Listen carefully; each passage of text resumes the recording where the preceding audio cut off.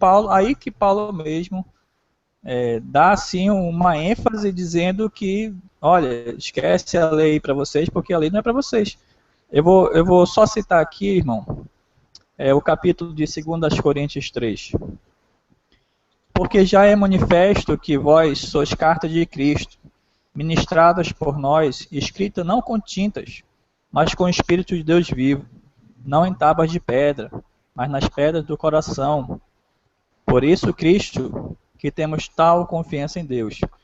Não que sejamos capazes por nós de pensar alguma coisa, como de nós mesmos, mas nossa capacidade vem de Deus, o qual nos fez também capazes de ser ministros de um novo testamento, não da letra, mas do Espírito, porque a letra mata, o Espírito vivifica.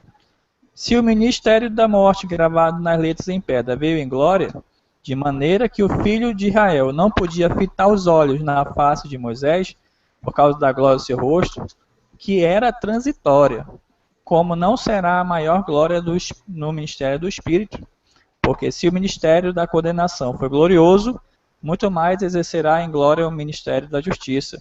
Porque também o que foi glorificado nesta parte não foi glorificado por causa dessa excelente glória. Porque o que era transitório foi para a glória, mas muito mais é glória o que permanece. Tendo, pois, tal esperança, usamos de muita ousadia no falar. E não somos como Moisés, que punha o véu sobre sua face, para que os filhos de Israel não olhassem firmemente a fim daquilo que era transitório. Mas os seus sentidos foram endurecidos, porque até hoje o mesmo véu está por levantar na lição do Velho Testamento, no qual Cristo aboliu. Até hoje, quando é lido Moisés, o véu está posto sobre o coração deles. Mas quando se converterem ao Senhor, então o véu se retirará. Ora, se o Senhor é Espírito, onde está o Espírito do Senhor, a liberdade. Ok, mas se você pegar esse paralelo, junto com essa passagem de Moisés, você vai entender qual foi o mandamento que ele fala aqui. Não tem outro. Moisés desceu do Sinai com as tábuas nas mãos. Na presença de Deus, a sua face ficou totalmente desconfigurada, né? Que não podia se fitar os olhos. E é justamente dessa lei que ele está falando. Irmão, tem 4 tipos de leis nas escrituras. 4. Existe lei civil, que era para a nação, para a organização política. Havia leis cerimoniais ou sacrificais, que era para os rituais, as festas, tudo que regulamentava. Existiam leis de saúde para instruir o povo quanto à higiene, quanto a bons hábitos. E haviam leis morais. Então, veja bem, se eu disser que toda lei foi anulada, é como você chegar aqui no Brasil e dizer, olha, não existe mais lei nenhuma aqui nesse país. Não existe lei do tráfico, não existe mais lei religiosa, não existe mais lei civil. Quer dizer, é uma coisa utópica, é irreal. É impossível que não hajam leis. Existem leis, sempre existirão, sempre existiram.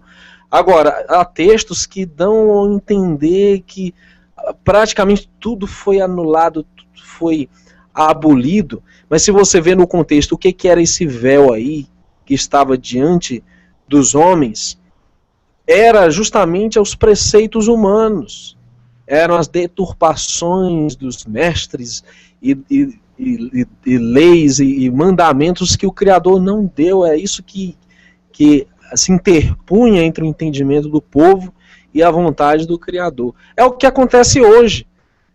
Hoje o povo está cegado por Templo de Salomão, por dancinha disso, dancinha daquilo. É uma Babilônia que cega o entendimento do povo para a verdade. É um sistema montado para nos distrair da verdade. Né? Sim. Me permite mais uma palavrinha? Rápida. Pode, vamos continuar o debate. Esse texto aí. Esse capítulo de... Eu vou estar gravando uma série de vídeos utilizados pelos antimissionários também. E esse texto é um deles, que é muito utilizado para a questão para combater a Torá, né, hoje dentro do meio cristão. Quando Paulo ele fala da lei como sendo algo, quando ele fala de algo espiritual, ele fala de ministro de um novo testamento, né? uma coisa que eu quero já ressaltar, Novo Testamento, essa expressão, ela não existe dentro da concepção original bíblica. Ela foi cunhada por Clemente de Alexandria, no meados do segundo século, e Tertuliano, por ser jurista. A palavra testamento é uma palavra grega, diateque, que seria o equivalente grego da palavra hebraica brit, que é a aliança, né?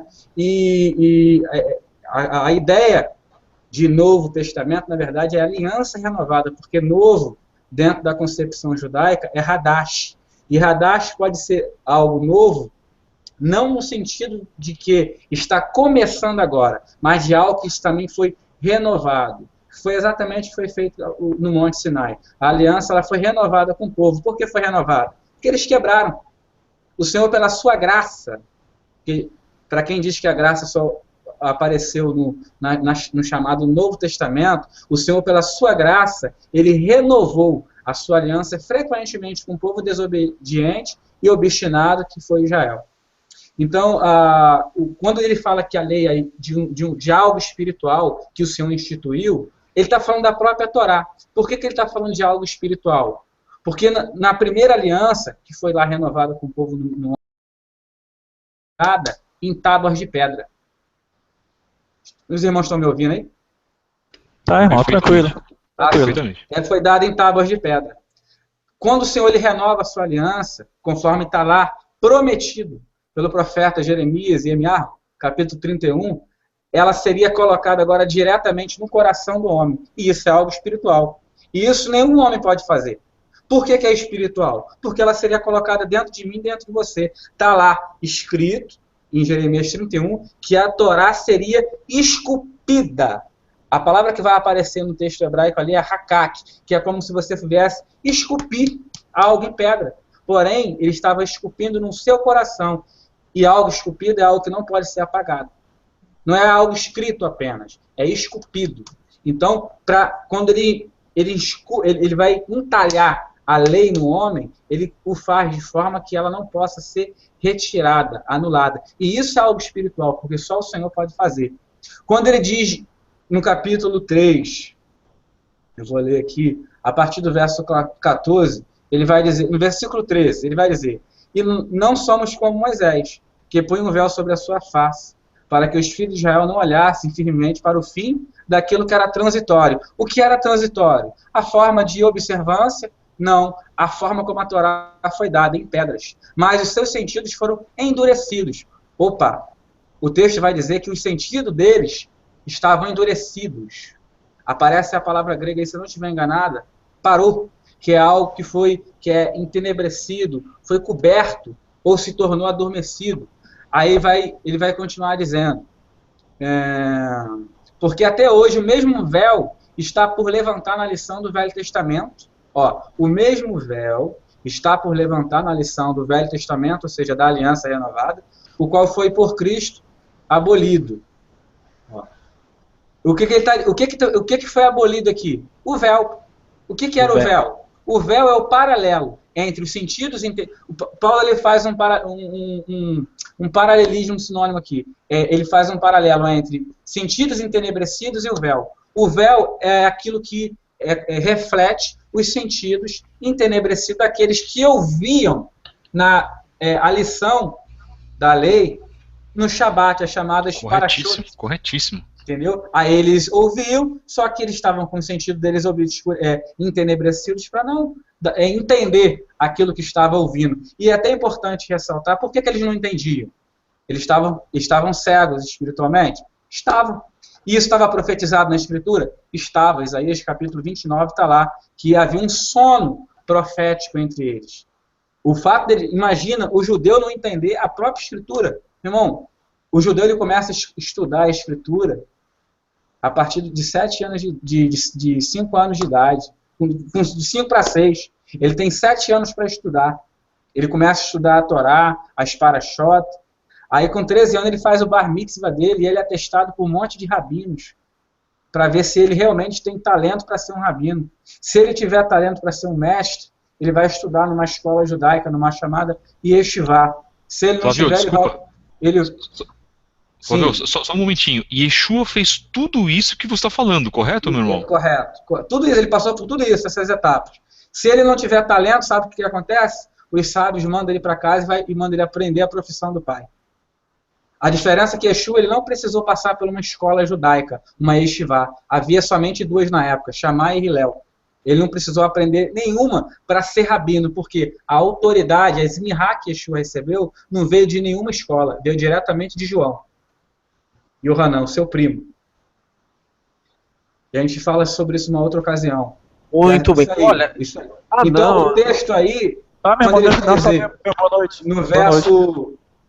no verso ele vai dizer, ele vai fazer esse paralelo, aí ele vai dizer, até hoje, quando é lido Moisés, ou seja, a Torá, o véu está posto sobre o coração deles. O véu não é a Torá. O véu era aquilo que impedia eles de enxergar a Torá.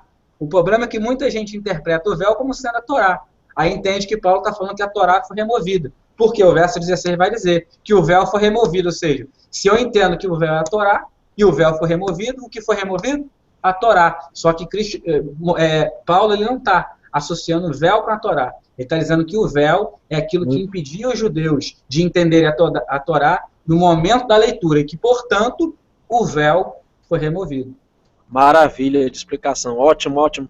Nós podemos continuar outro dia, nós temos que ir, mas irmão André, eu estou à disposição dos demais irmãos também para responder. Obrigado, qualquer dúvida, não se sintam